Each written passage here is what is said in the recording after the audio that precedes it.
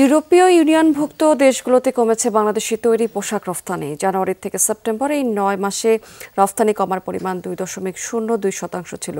অর্থাৎ এই সময় মোট রফতানির পরিমাণ $৬৮.৪০ billion. Double million offer Walton fridge কিনে পেতে পারেন ২০ লক্ষ টাকা, রয়েছে কোটি কোটি টাকার নিশ্চিত উপহার। আগের বছরের একই সময় রফতানির পরিমাণ ছিল $৬৯.৮১।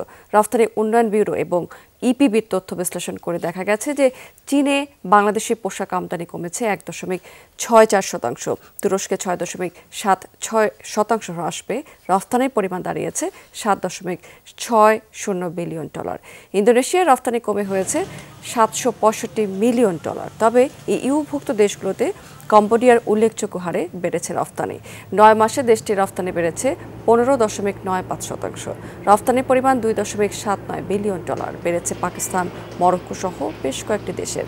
উদ্যোক্তারা বলছেন যে চাহিদার সংকোচনের কারণে রফতানি কমেছে। বিশ্বের বিভিন্ন দেশ রফতানির ক্ষেত্রে প্রতিযোগিতায় এগিয়ে এসেছে।